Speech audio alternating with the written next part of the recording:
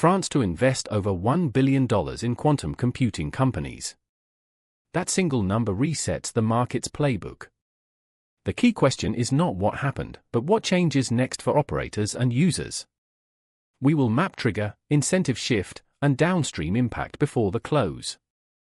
That's what France just committed to quantum computing, and it signals something most markets haven't priced in yet. This isn't a tech company launching a product. This is a nation treating quantum as critical infrastructure, the same way the US treats semiconductors and China treats rare earths. France, along with the EU, US, and China, is now in a 3-year sprint to own quantum capability before 2030. And whoever crosses that finish line first doesn't just get faster computers, they get the ability to break every encryption standard in use today. Let's be clear about what that means. Current encryption, the kind protecting your bank account, military secrets, diplomatic cables, all of it relies on problems that are mathematically hard for classical computers to solve. A sufficiently powerful quantum computer doesn't just solve those problems faster. It solves them instantly. That's not an upgrade. That's a reset button on 50 years of cryptographic infrastructure. So why is France spending $1 billion now? Because China and the US already are. The US committed $1.2 billion to the National Quantum Initiative in 2018, and that's just the public number. China has been quietly funding quantum labs for a decade with no official budget cap. The EU launched its quantum flagship with €1 billion over 10 years. France's move isn't ambitious, it's catching up. But here's where it gets interesting for anyone paying attention to markets and talent. Quantum computing requires a very specific skill set: quantum physicists, cryptographers, materials scientists, and engineers who understand both hardware and software at a level most universities don't teach yet. Right now, those people exist mostly in academia, tenured positions, stable funding, intellectual freedom. The moment a country starts writing billion-dollar checks, those researchers stop writing papers and start writing proprietary code. We're already seeing it. Top quantum researchers at ETH Zurich, the Max Planck Institutes, and French CNRS labs are being courted by both government-backed startups and US defense contractors. When a physicist can go from a €60,000 academic salary to a €200,000 corporate role with stock options, the talent flows in one direction. That's the second implication: talent drain from academia to corporate labs is about to accelerate dramatically. If you're a student in Europe studying quantum physics, you're no longer choosing between university and industry, you're choosing which country's quantum monopoly you want to work for. India's quantum initiatives, and yes, India has several, though they're chronically underfunded compared to Europe, will feel that drain most acutely. Indian quantum talent will either stay underemployed in domestic labs or migrate to the US, EU, or China. That's a structural loss of intellectual capital. For investors, here's the play: French quantum startups are about to become acquisition targets. Atom Computing, IonQ, Rigetti, PsiQuantum, the companies building quantum hardware and software, will all be watched by US defense contractors like Northrop Grumman, Lockheed Martin, and Raytheon. If a French startup gets picked for that billion-dollar commitment, expect acquisition offers within 18 months.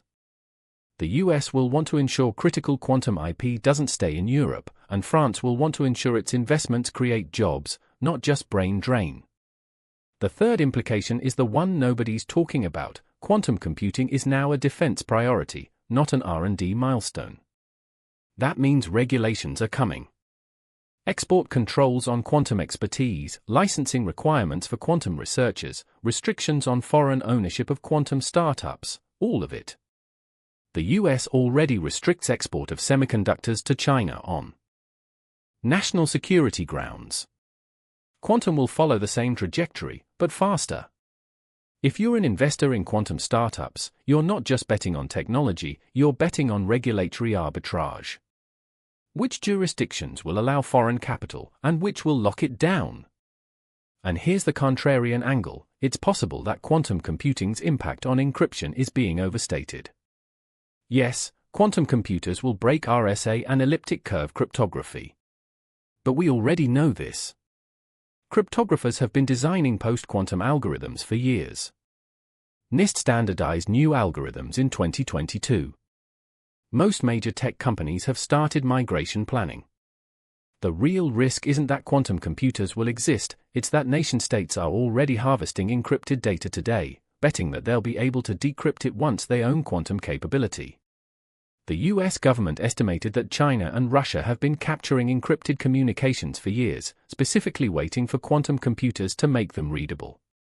That's the real threat, and it's not a future problem, it's happening now. So what changes next? Within 18 months, expect announcements from US defense agencies about quantum talent retention and university partnerships. Within 2 years, EU regulations on quantum export and foreign investment in quantum startups. Within 3 to 5 years, the first practical quantum computers capable of breaking encryption at scale, and the moment that happens, every government simultaneously realizes that all their diplomatic cables, military secrets, and strategic communications from the last decade are readable. That's not a technology milestone. That's a global security reset. For you, personally, if you work in cybersecurity, quantum-resistant encryption will become your new baseline. If you invest in tech, French and EU quantum startups are a play on both technological leadership and geopolitical hedging. If you're in academia, the next 3 years will be the last chance to stay in pure research before corporatization accelerates. And if you hold government or defense contracts, plan now for post-quantum cryptography migration, because waiting until quantum computers actually exist means you've already lost. The $1 billion France committed isn't just about quantum. It's about which country controls the ability to read everyone else's secrets. And that's why every nation with strategic interests is now writing checks. This is worth watching closely. France just committed $1 billion to quantum computing, and most investors haven't noticed the real implication yet. This isn't about faster computers, it's about cryptography. A working quantum computer breaks all current encryption instantly. That means every encrypted communication, every bank transaction, every military secret sent today becomes readable tomorrow.